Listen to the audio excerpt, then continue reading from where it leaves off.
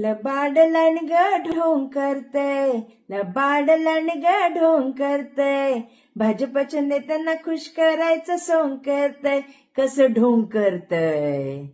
कळलं का मी का म्हणले? हे खूप जुनं गाणं आहे ना हे, लबाड लणग ढोंग करतय. कळलाच असेल तुम्हाला विषय.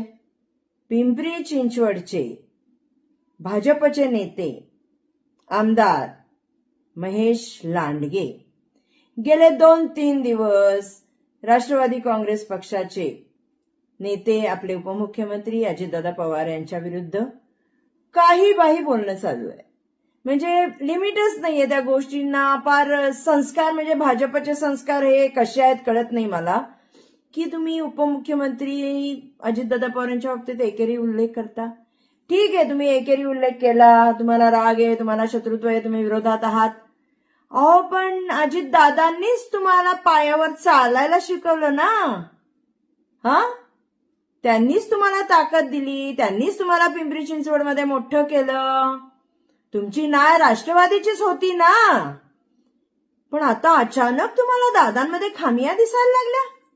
अहो पहिले स्वतःकडे बघा की काय अवतार आहे तुमचा, काय पर्सनॅलिटी आहे तुमची, काय करताय, काय काय बोलताय काय.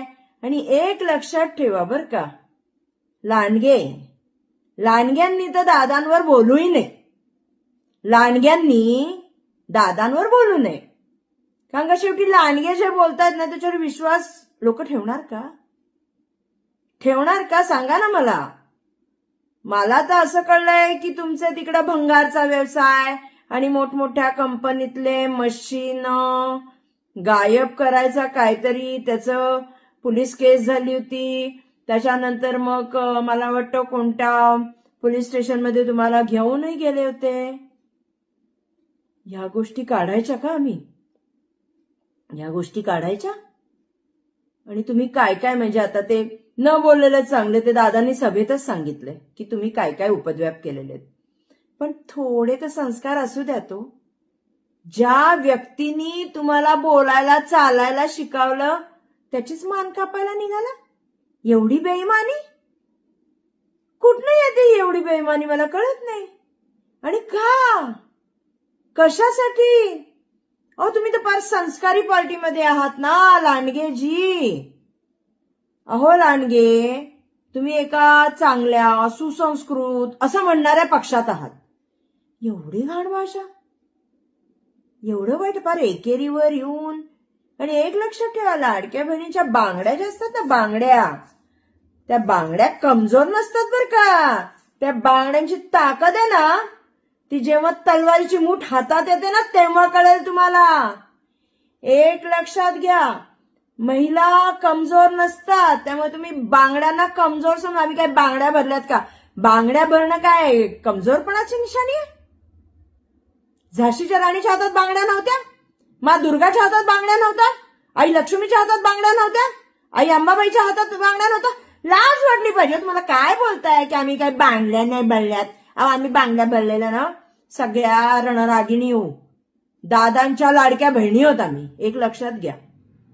आणि तुम्हाला आज जे बोलायला सुचतंय ना आणि जे करायला सुचतंय ना, त्याचे प्रतिबिंब असं होतंय की बैलगाडी चालली आहे आणि बैलगाडीच्या खाली एक श्वान चालतं. त्याला असं वाटतं वा आम्ही मस्त बैलगाडी करत होतो, सावलीत चाललेला असतो, त्याला वाटतं मी बैलगाडी ओढून नेतोय. तेव्हा उगाच गैरसमज नको बर का लांडगे, गैरसमज नको. आणि एकेरी भाषा दादांच्या बाबतीत जेव्हा वापरली ना, त्याच्यावरच तर कळलं की तुम्ही तुमच्या वडिलांना, पूज्य वडिलांना किती मान सन्मान देत असाल. म्हणजे ज्या माणसाने तुम्हाला आयुष्यामध्ये सगळ्या गोष्टी दिल्या, नाव दिलं, स्टँडिंग कमिटी दिलं, नगरसेवक केलं, त्याच्यानंतरही तुम्ही त्या माणसाच्या बाबतीत असं काही बोलाल ही अपेक्षा पिंपरी चिंचवडच्या जनतेला नाही हो. आणि मी हे बोलतेय, माझं स्वतःचं घर पण पिंपरीमध्ये आहे, त्यामुळे मला माहिती आहे आजूबाजूला तुम्ही यंगस्टर्सला बरोबर घेऊन हिंदुत्व वगैरे काय काय काय काय शिकवताय. पण एक लक्षात ठेवा, एक कायम लक्षात ठेवा की आता युवकांना पण हिंदू मुस्लिम नकोय. युवकांना रोजगार पाहिजे जो तुम्ही देत नाही. युवकांना आज नवी दिशा पाहिजे, ती तुम्ही दाखवत नाही. उलट हे असं भाषणं करून एंटरटेनमेंट करून फक्त हशा पिकवत होतात तुम्ही स्वतःची या गोष्टींमुळे इज्जत घालवली आहे. तुम्ही शून्य झाला आहात. कारण का ज्या माणसाने तुम्हाला ओळख दिली पिंपरीमध्ये, ज्या माणसाने तुम्हाला मोठं केलं, त्याच्या बाबतीत काहीही बोलून, एकेरी भाषा करून आणि आम्ही बघून घेऊ, दादांच्या आवाजात स्टाईलमध्ये भाषण करून काय मोठं नाव नाही कमवलं?